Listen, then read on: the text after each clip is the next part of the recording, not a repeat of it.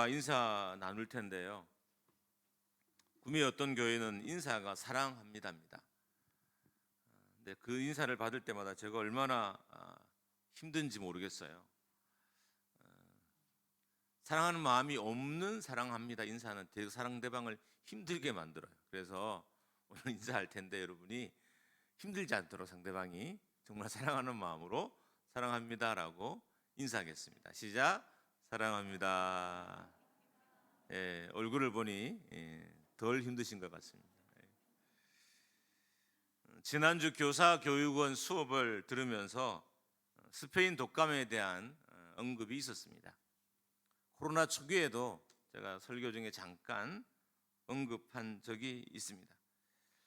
지금 우리가 겪고 있는 이 코로나 사태를 역사적으로 가장 잘 이해하게 하는 사건을 뽑으라고 하면 이 스페인 독감입니다. 스페인 독감이라는 명칭은 스페인에서 독감이 시작되어서 스페인 독감이라 한 것이 아니라 이 당시가 1차 전쟁 중이어서 언론들이 되게 혼란스러워져서 언론들이 이 독감에 집중하지 못했고 스페인 언론이 가장 먼저 이 문제를 다뤘어요. 실제로 미국에서 시작된 독감인데 독감의 이름은 스페인 독감으로 불렸습니다. 1918년도 시작된 스페인 독감은 약 2년 동안 지속됐는데 전 세계 인구의 3분의 1인 5억 명이 감염되었고 사망자만 5천만 명에 달했다고 합니다. 그 당시가 1차 전쟁 중이라고 했잖아요. 1차 전쟁에 통해서 죽은 사망자가 500만이에요. 그런데 스페인 독감으로 인해서 10배가 더 많은 사람들이 죽었습니다. 당시의 통계의 신뢰도가 지금보다 훨씬 더 떨어지겠죠. 지금도 통계를 못 믿는 경향이 있어요. 근데 그 당시는 무려 100년 전이었으니까 훨씬 더 통계에 대한 신뢰도가 떨어질 거예요. 그렇게 추측해 보건대 어떤 사람들은 1억 명이 사망했을 수도 있다라고 보기도 합니다. 여러분, 이 스페인 독감이 얼마나 강력했는지, 그 위력이 얼마나 대단했는지 알 수 있는 숫자입니다. 미국의 경우 2,200만 명이 감염이 되었고 67만 명이 죽었습니다. 사람이 얼마나 어리석은 존재인가 하면 1918년도에 발병한 이 독감의 원인을 언제 발견한지 아세요? 2008년도에 발견했어요. 우리가 이렇게 아무것도 아닌 존재인 거예요. 그거 하나 균 발견해내는데 거의 100년의 시간이 걸렸습니다. 스페인 독감은 1919년 4월경에 종식이 되었습니다. 진짜 문제는 이때부터 나타나기 시작했어요. 여러분, 제가 왜 이 사회적인 이슈를 언급하냐 하면 오늘 말씀과 연관되어서 그래요. 여러분이 정말 잘 들으셔야 돼요. 그냥 쓸데없는 그냥 어떤 사건을 이야기하는 것이 아니라 너무나 한국교회와 닮고 너무나 우리의 모습 닮은 어떤 사건을 끄집어내려면 그게 스페인 독감이라서 이 문제를 언급하는 것입니다. 1919년 4월에 독감이 종식이 되었는데 문제는 이때부터 진짜 문제들이 나타나기 시작했다는 거예요. 1920년 중반부터 1930년 중반까지는 미국 교회에 영적인 대공황이 왔어요. 독감이 끝났는데 그때부터 교회가 타격을 받기 시작했다는 것입니다. 대표적인 증상은 첫 번째로 세계 선교가 급격하게 위축을 받았습니다. 선교연금이 무려 40%나 급감했고 선교사로 지원하는 신학생의 숫자는 2,700명에서 252명으로 줄어들었습니다. 여러분 아셔야 될 게 이 당시에 미국은 기독교 국가였어요. 지금은 기독교 국가라고 하기에 좀 정체성이 애매하지만 이 당시에는 그냥 기독교 국가예요. 다음은 성도 수가 급감했습니다. 예배 참석률이 90%에서 50% 떨어졌고 남자의 경우에는 10명에서 1명으로 떨어졌습니다. 주일학교는 무려 300만 명이 감소했고요. 목회자들이 20%나 교회를 떠났습니다. 여러분, 지금 교육자를 구하는 게 아주 어려워요. 왜 어려운지 아세요? 교회를 떠나는 목회자들이 많아요. 개인적인 문제도 있겠지만 교회의 사역이나 힘이 들어서 그냥 차라리 돈을 벌고 먹고 사는 게 낫다고 여겨서 세상으로 간 목회자들이 구미에만 여러 명이 돼요. 원래만 제가 여러 명의 이야기를 들었습니다.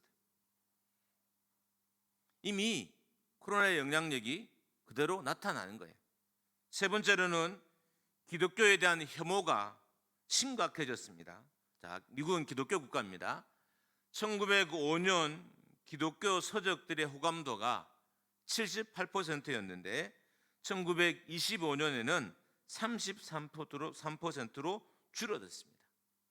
그러니까 이 스페인 독감으로 인한 기독교의 부정적인 영향이 엄청나게 많이 끼쳤던 것입니다. 네 번째로, 그런데 같은 시기에 성장한 종교가 있습니다. 유대교는 13.7% 성장했고 로마 가톨릭은 7% 성장했습니다. 여러 가지 요인이 있었겠지만 이렇게 된 결정적인 요인은 그 당시 미국이 사상적으로 분열되어 있었기 때문인 거예요. 자유주의와 근본주의의 싸움이 극에 달해 있었어요. 그러니까 교회는 지금 무너져가고 문을 닫고 있는데 목회자들과 성도들은 이념으로 싸우고 있었던 거예요. 지금의 한국교회와 똑같아요. 진보와 보수가 교회 안에서 싸워요. 우리 교회는 덜 할지 모르지만 많은 교회들이 목회자가 조금만 보수적인 이야기를 하면 진보는 떠나요. 목회자가 진보적인 일을 하면 보수들은 반대로 보수 이야기하면 진보가 떠나요. 이런 일들이 한국에도 이미 일어나고 있습니다. 미국의 영적 대공황의 시대 때 성도들이 교회를 옮길 때 정말 사소한 문제로 옮기는 거예요. 강대상이 별로라서 옮기고요. 목회자의 설교 말투가 별로라서 옮기고요. 그 교회 인테리어가 별로라서 옮기는 거예요. 이런 일들이 빈번하게 일어났고 그 결과 중소형 교회들이 엄청난 타격을 받게 되었습니다. 상세하게 다 설명하기 어렵지만 당시 미국 사회와 미국 교회가 스페인 독감으로 인해서 취했던 행동들은 100년 후 코로나를 겪고 있는 한국 교회에도 그대로 나타났어요. 그러니까 스페인 독감으로 인한 미국 교회의 대책과 그리고 현상들, 그런데 코로나로 인한 한국 교회의 대책과 현상들이 똑같다는 거예요. 그렇기 때문에 어디까지 추측이지만 한국 교회도 코로나가 끝나면 영적인 대공황이 올 수도 있다고 예측은 할 수 있어요. 사실은 않을 수 있지만 얼마든지 과거의 사건을 통해서 예측은 가능합니다. 아이러니한 것은 이때 미국의 경제는 오히려 성장했어요. 1차 대전이 끝나고 그 전쟁의 여파로 오히려 미국의 경제는 호황을 누렸는데 미국의 교회는 영적으로 공황기를 겪었던 것입니다. 아이러니한 것은 경제는 성장했는데 영적으로는 대공황이 왔습니다. 또 하나, 또 주목해야 할 것이 있는데 영적인 대공황이 끝나고 미국이 경제적으로도 대공황이 왔다는 거예요. 1920년대에 온 영적 대공황을 이어서 그때는 경제가 호황을 누렸어요. 1930년대에 미국 경제에 대공황이 오게 된다는 것입니다. 1929년 시작된 경제 대공황은 미국뿐만 아니라 영국, 전 세계 경제를 침체의 길로 들어서게 했습니다. 이 모든 과정을 간단하게 설명하면 이렇게 됩니다. 스페인 독감이 오고 그 다음에 영적인 대공황이 오고 그 다음에 경제 대공황이 왔습니다. 전 세계적으로 코로나로 인한 사망자의 수는 공식적으로는 600만 명입니다. 숫자도 비슷하죠. 비공식적 숫자, 이건 WHO가 추측한 거예요. 추산한 숫자는 1,500만 명입니다. 문제는 중국과 미개발 국가 등의 실질적인 통제를 알 수가 없기 때문에 훨씬 더 많을 수도 있고요. 스페인 독감처럼 많은 사람이 죽었을 수도 있습니다. 역사를 교훈 삼으면 코로나에 의해서 영적인 대공황이 오고, 영적인 대공황이 온 후에는 경제적인 대공황이 온다는 거예요. 지금 이 땅의 교회와 이 땅의 성도들이, 이 땅의 백성들이 정신을 차려야 하는 이유예요. 물론 감사하게도 미국처럼 이렇게 동일하게 반복되지 않으면 정말 감사한 일이에요. 만약에 그렇다면 우리는 하나님께 감사하고 또 감사하고 또 감사해도, 왜? 일어나지 않았으니까. 미국에 일어났던 그 일이 우리에겐 일어나지 않으니까 감사해야 합니다. 그러나 역사적으로 보면 일어날 수 있다라고 추측할 수는 있습니다. 우리가 깨어있지 않으면, 우리가 시대를 분간하지 못하면 이런 영적인 비극과 그리고 경제적인 비극을 여러분과 제가 경험할 수 있습니다. 어떻게 보면 이미 왔어요. 이미 왔어요. 우리 교단만 해도 코로나 기간 동안 최소한 35만 명의 성도들이 교회를 떠났습니다. 우리 교회도 25% 이상의 성도들이 돌아오지 않고 있습니다. 이미 시작된 거예요. 어떻게 보면. 그럼 미국은 경제 대공황을 어떻게 극복하게 됐을까? 이 경제 대공황을 극복하는 중심에는 루즈벨트라는 대통령이 있어요. 이 대통령이 뉴딜 정책이라는 경제 정책을 가지고 미국이란 사회에 등장했습니다. 뉴딜 정책을 간단하게 설명하면 정부가 적극적으로 개입해서 경제적인 문제를 해결하고 풀어가는 것이 뉴딜 정책이에요. 반대로 그 당시에 공화당 후보인 대통령 후보는 점진적인 개입을 주장했어요. 근데 만약에 공화당 후보가 대통령이 됐다면 미국은 더 크게 무너질 수도 있어요. 루즈벨트의 이 경제 정책으로 인해서 미국이 경제적인 대공황을 결과적으로는 이기게 됩니다. 미국이 경제 대공황을 이기게 된 원인에는, 이유에는 루즈벨트라는 한 사람이 있었고, 이 사람이 가진 아이디어, 뉴딜 정책이라는 아이디어가 있었습니다. 물론 이 사람의 정책을 모든 경제학자들이 긍정적으로 보는 건 아닙니다. 그러나 확실한 것은 이 정책으로 인해서 미국의 경제 대공황을 이겨냈다는 것입니다. 제가 한 일주일 동안 이 자료를 구하기 위해서 엄청 노력했어요. 목양일기도 제가 적어놨던 것처럼 생각보다 이 자료들이 거의 없어요. 있다면 영어로 있겠지만 제가 그걸 찾아가지고 읽을 만한 형편과 시간도 안 돼서 일단 한국 자료들을 찾았는데 생각보다 별로 없었고, 조금 찾아 모은 게 한 5-6개 정도 됐습니다. 그 내용들을 제가 간추려서 여러분에게 말씀드린 거예요. 근데 그렇게 하면서 마음이 되게 불편한 게 너무 닮은 거예요. 미국 교회와 한국 교회가 너무 닮은 거예요. 원래도 닮았어요. 한국에는 대부분의 목회자들이 미국에서 신학을 하고 왔기 때문에 미국에 하고 있는 모든 많은 프로그램들을 그대로 한국교회에 다 하고 있고, 원래도 닮았는데 이 사건을 보면서 더 닮았다는 사실을 깨닫게 되었습니다. 그러면 닮았으니까 반대로 도움도 될 수 있겠죠. 닮은 것 때문에 뭐 종교적인 독창성이나 이런 게 없다고 뭐 욕할 수는 있지만, 닮았기 때문에 우리가 대책도 세울 수 있어요. 그 사람들이 어떻게 스페인 독감을 이겨냈는지를 미리 보고 그것을 교훈 삼아서 우리가 대책을 세우면 우리도 이겨낼 수 있다는 의미입니다. 만약에 미국 사회와 그리고 교회 전체를 한국 사회와 교회가 바른다면 영적인 대공황이 올 것이고 이어서 경제 대공황도 올 것입니다. 이 영적인 춘궁기를 이겨낼 사람이 필요하고 영적인 아이디어가 필요해요. 마치 미국의 경제 대공황을 사람이 또 그 사람의 아이디어가 해결했던 것처럼 교회에 닥치고 있는 이 영적인 대공황을 우리가 해결하기 위해서 사람이 필요해요. 루즈벨트 같은 사람이 필요하고 그리고 특별히 아이디어의 사람이 필요해요.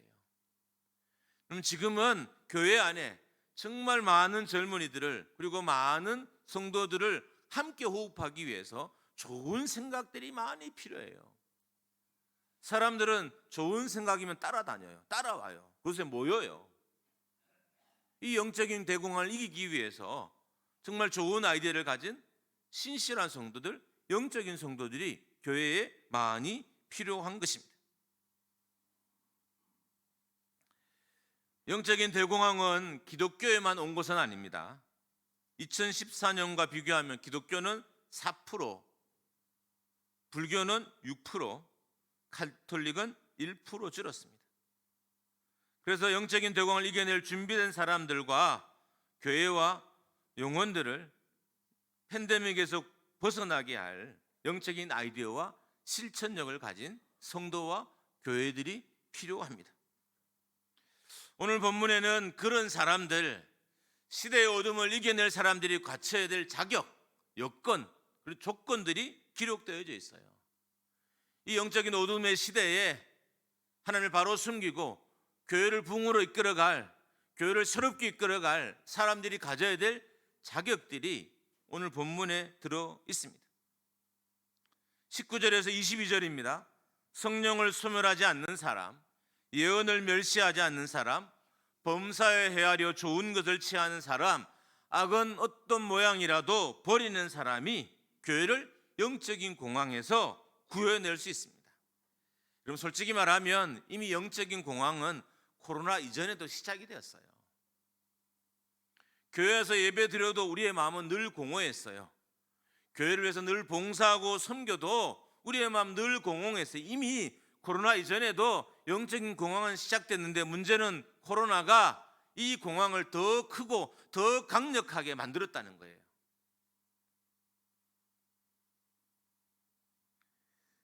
구해낸다는 말이 너무 거창하다면 이런 사람들이 영적인 대공황의 시대에 교회를 지킬 수 있다는 거예요. 지킬 수 있다는 말이 너무 거창하면 도움이 될 수 있다는 것입니다. 이렇게 무장한 사람들이 이 시대에 일어나고 그럴 때 교회 안에 영적인 공황이 해결되고 가정의 영적인 공황이 해결되고 그 교회가 그 시대에 영적인 공황을 해결하는 중심이 되는 것입니다. 여러분 표정을 보니까 나와는 아무 상관이 없는 일입니다. 이런 표정으로 있는 분이 한 분 계셔요. 그 한 분의 마음을 고쳐 먹으시기 바랍니다. 첫 번째, 성령을 소멸하지 말라고 했습니다. 영적인 대공황을 이겨내려면 우리가 성령을 소멸하지 말아야 돼요. 다른 말로 하면 성령의 불을 끄지 말라는 거예요. 성령을 소멸한다는 것은 성령의 사역을 막거나 성령의 사역을 방해한다는 의미예요. 에베소서 4장 30절 전반절을 보면 하나님의 성령을 근심하게 하지 말라라고 합니다. 일반적인 단어의 의미로 나열하면 성령을 고통스럽게 하지 마십시오. 성령을 슬프게 하지 마십시오. 성령을 화나게 하지 마십시오라는 말입니다. 성령을 외방하는 사람, 성령의 사역을 막는 사람, 성령의 불을 끄는 사람들은 길을 만드는 사람이 아니라 길을 파괴하는 사람이에요. 왜 교회에 성령의 사람이 필요하냐?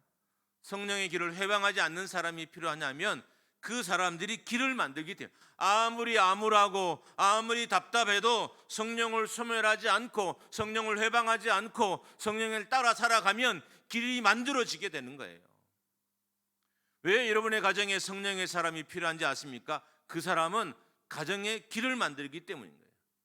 교회에 왜 성령의 사람이 필요하냐? 교회에 길을 만들기 때문인 거예요. 문제는 우리가 성령을 회방하면 길을 만드는 사람이 아니라 길을 파괴하는 사람. 자신의 길만 파괴하면 괜찮지만 남의 길도 파괴하는 사람이 되는 거예요. 그래서 성령을 회방하지 말아야 합니다. 성령을 방해하면 교회의 길이 만들어지지 않습니다. 어쩌면 교회가 방향을 찾지 못하고 교회가 길을 찾지 못한 이유가 교회 안에 하나님의 길이, 하나님의 역사의 길이 보이지 않는 이유가 성령을 회방하는 사람들이 많기 때문일 수도 있습니다. 따라하겠습니다. 성령은 길을 만드시는 분이십니다. 할렐루야. 성령께서 사울의 선교의 길을 만들었어요. 성령이 만들어 가신 거예요. 성령은 길을 만드시는 분이에요. 그 성령을 회방하면, 성령을 방해하면 교회도 인생도 길이 만들어지지 않아요. 성령이 깨우면 깨워서 일어나 기도해야 되고요. 성령이 복음 전하라고 명령하면 복음 전하기 위해서 전도지를 들고 나가야 되는 거예요. 성령이 말하면 순종하면 교회도 가정도 개인의 인생도 길이 만들어지는 거예요. 여러분 이제 길이 막히셨죠? 답답하시죠? 어찌할지 모르겠죠? 어떻게 잘하느냐고요?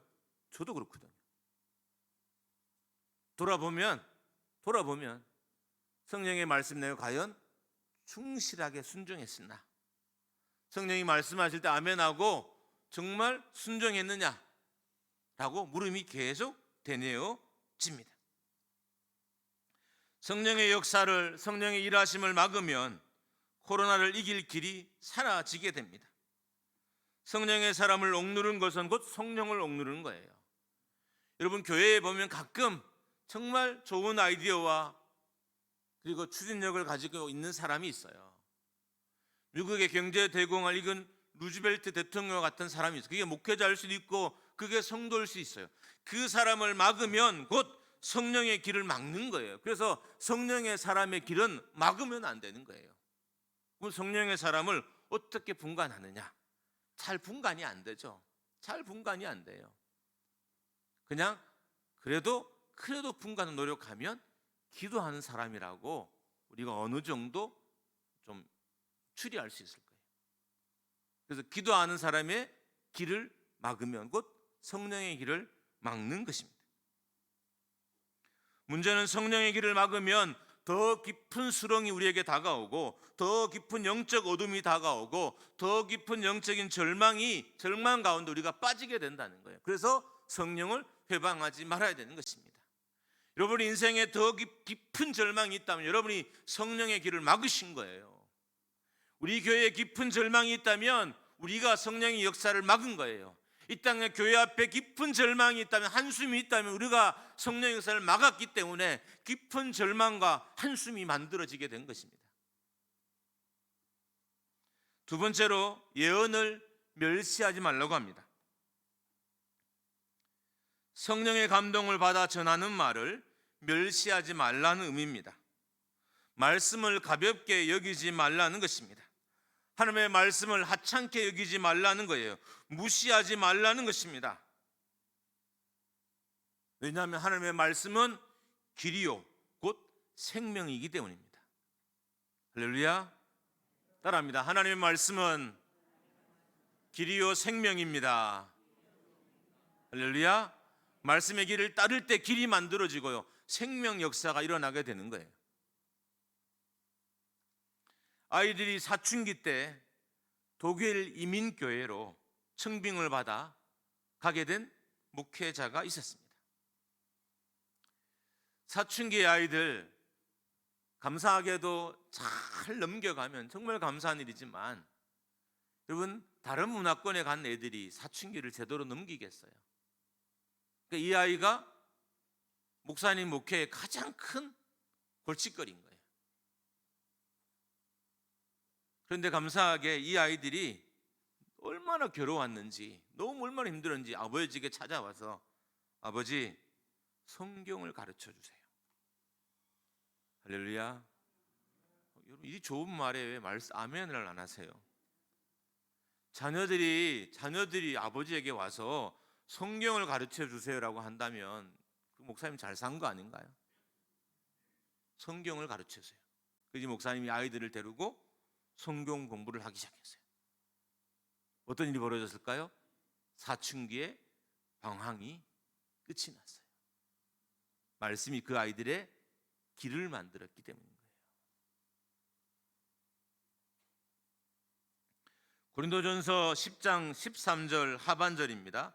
시험 당할 즈음에 또한 피할 길을 내사 너희로 능히 감당하게 하시니라.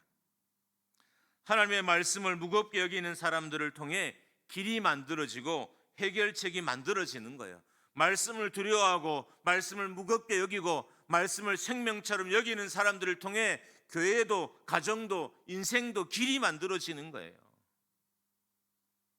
길이 보이지 않는 건 말씀을 생명처럼 여기지 않았기 때문이에요. 말씀을 듣는 것, 말씀을 읽는 것, 말씀을 실천하는 것을 생명처럼 여기지 않았기 때문에 길이 막히기 시작한 거예요. 이 땅의 교회가 길이 막혔다면 이 땅의 많은 성도들이 말씀으로 선포되는 하나님의 말씀을 무시했기 때문일 겁니다. 코로나 중에 빈익빈 부익부 현상이 나타났는데 우리 교회는 구독자가 한 120명 돼요. 유튜브. 그리고 매주일 유튜브로 이렇게 클릭하는 사람들이 뭐 한 3, 40명, 많으면 100명 정도. 교회 홈피로 이렇게 클릭하는 사람이 뭐 적으면 6, 70명, 많게는 최근에 가장 많은 게 한 3, 400회 정도 이렇게 클릭은 돼 있더라고요. 클릭이 다 실수는 아니니까. 그런데 좀 큰 교회는 어떤 일이 벌어진지 아세요? 한 번 설교하면 일주일 안에 50만이 클릭해요. 그 50만이 그 교회 성도일까요? 그 50만이 그 교회 성도일까요? 우리 교회 성도이겠죠. 여러분, 강단이 마른 것은 하나님 말씀이 선포되지 않아서가 아니에요. 우리가 그 말씀을 하나님 말씀으로 듣지 않았기 때문인 거예요. 여러분, 대형교회 목사들만 하나님 말씀을 선포하는 건가요? 우리처럼 작은 중소형 개척교회 목사들의 설교는 말씀이 아닌가요? 그래서 저는 이 설교를 들을 대형교회 목사도 없겠지만 혹시 듣는 사람이 있으면 대형교회는 유튜브 문을 다 닫으라고 싶어요. 그거 닫으면 한국교회 살아요. 근데 목사들이 닫을 생각이 없는 거예요. 작은 교회는 죽어도 그래서 부산까지 신방 오는 걸 자랑해요. 우리도 충주에서 온라인 성도로 다니는 분이 계셨어요.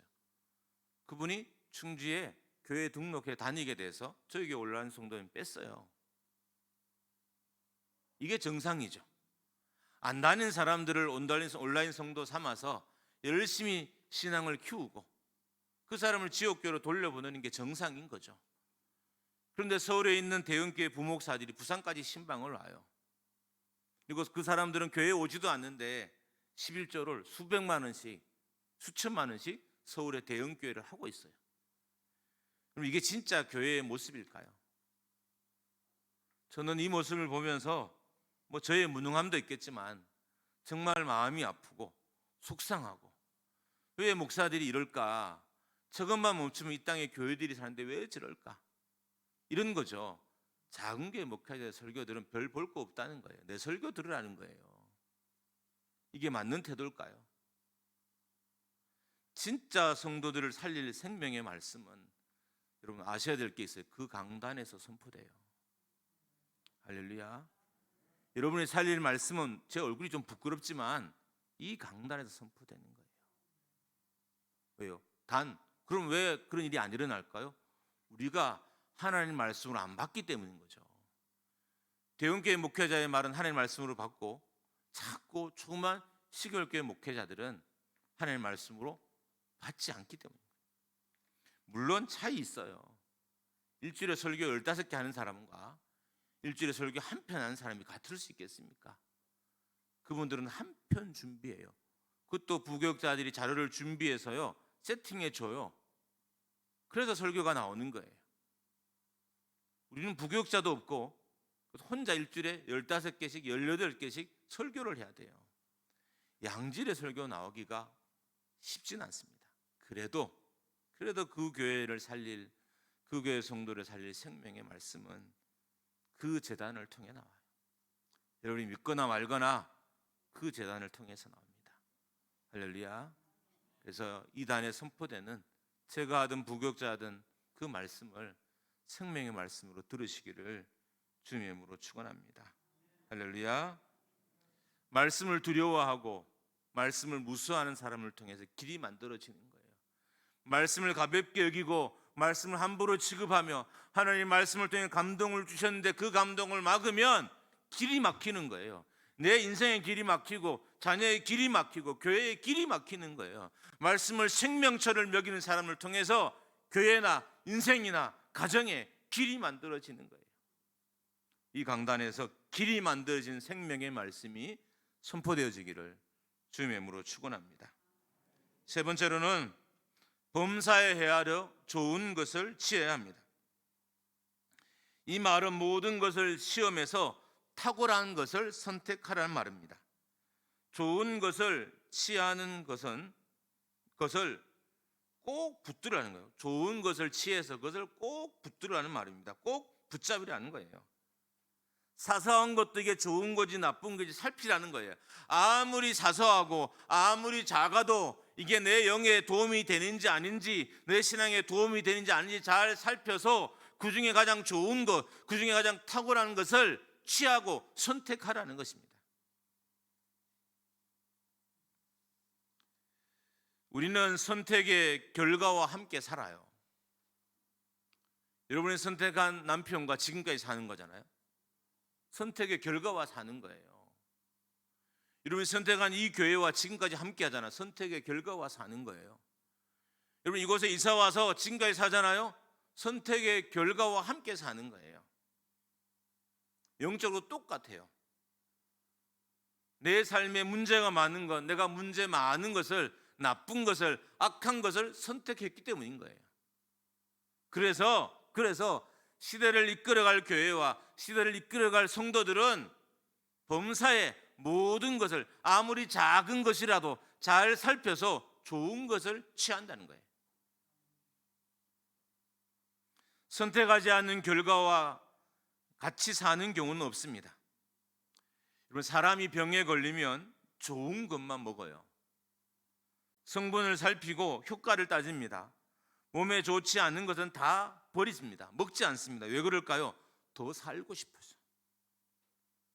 영적으로 살고 싶으면, 내 믿음이 살고 싶으면 우리도 분별해서 구별해서 좋은 걸 취해야 돼요. 여러분 사람들이 병에 걸려 살고 싶어서 얼마나 음식을 가리는지 아세요? 그 성분까지 다 따져요. 그래서 그걸 먹어요. 살고 싶어서. 교회가 살려면, 내 믿음이 살려면 이게 좋은지 나쁜지 따지고 선택해야 된다는 거예요.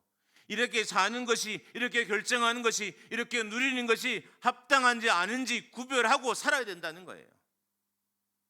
그럴 때 우리 영혼이 살고 교회가 살아나게 되는 것입니다. 마지막으로는 악은 어떤 모양이라도 버려야 합니다. 좋은 것을 취하는 것보다 더 적극적인 삶을 요구해요. 구별해서 좋은 것을 선택도 해야 되지만 더 나가서 악은 조금이라도 나쁜 것은 다 버리라는 거예요. 그러니까 선택하고 버리고, 그러니까 버리는 것이 훨씬 더 적극적인 행동이에요. 버리는 것이 어렵기 때문인 거예요. 취하는 것은 좀 쉬워요. 근데 버리는 것은 어려워요. 여러분 나쁜 것도 한번 취하면 사람이 못 버려요. 나쁜 습관도 한번 들면 못 버려요. 나쁜 말버릇도, 나쁜 생각들도, 나쁜 가치관들도, 나쁜 믿음도 한번 취하면 못 버려요. 그래서 버리는 것은 훨씬 더 어렵고 훨씬 더 적극적인 행동을 취해야 버릴 수 있는 거예요. 어떤 모양의 악이라도 다 버리라는 겁니다. 이래야 길이 만들어지고, 이래야 교회가 세워지고 가정이 세워진다는 거예요. 여러분의 가정에 있는 악을 버리지 않으면, 여러분의 가정에 있는 죄악을 버리지 않으면, 악한 것을 버리지 않으면 교회가, 가정이 영적으로, 믿음으로 세워질 수 없는 거예요. 이 시대의 교회가 왜 안 세워질까요? 이렇게 기도하는데, 기도는 하지만 악은 버리지 않기 때문인 거예요. 우리의 가정들이 왜 안 세워질까요? 기도는 하지만 악은 버리지 않고, 악한 마음을 버리지 않고, 악한 생각을 버리지 않고, 악한 삶을 버리지 않기 때문에 세워지지 않는 거예요. 여러분, 버리면 전도 안 해도 교회가 부흥해요. 우리 교회가 결정할 때마다 나쁜 걸 버려봐요. 여러분의 기준이 아니라 말씀의 기준으로 나쁜 걸 버려봐요. 교회는 자동으로 부흥해요. 우리 인생도 말씀의 기준으로 나쁜 걸 버리면 그 인생도 자동적으로 부흥하게 되는 것입니다. 악한 것은 어떤 것이라도 버리라는 것은 여러분 세상 속에서 그렇게 살라는 거예요. 이 말씀이 우리끼리 나쁜 걸 버리며 살라는 게 아니에요. 직장에서도 그렇게 살고, 세상에서도 그렇게 살고, 불신자 가운데서도 악은 어떤 모양으로 버리며 살라는 거예요. 그럴 때 직장에서 길이 만들어져요. 세상에도 길이 만들어져요. 불신자들 가운데도 길이 만들어져요. 내가 악을 버리고 살면. 악한 세상에서 악을 접촉하지 않고 살기란 어렵습니다. 그럼 어떻게 해야 될까요? 어떻게 해야 될까요? 우리가 악에 신경 쓰지 말고 순종하는 데 집중하면요, 악이 자리 잡을 시간이 없어요. 하루를 말씀에 순종하는 데 집중하면 악이 자리 잡을 시간이 없어요.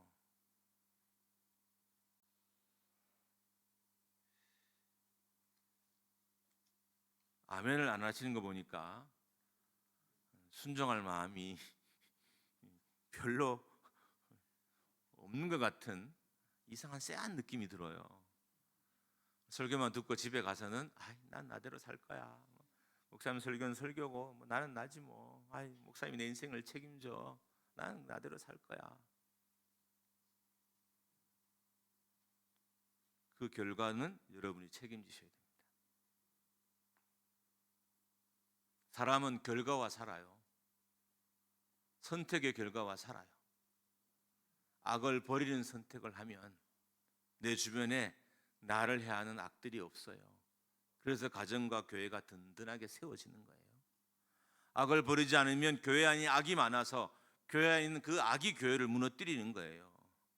악을 버리지 않으면 가정에 악이 많아서 가정 안에 있는 악이 그 가정을 넘어지게 하는 거예요. 선택의 결과와 우리가 사는 거예요.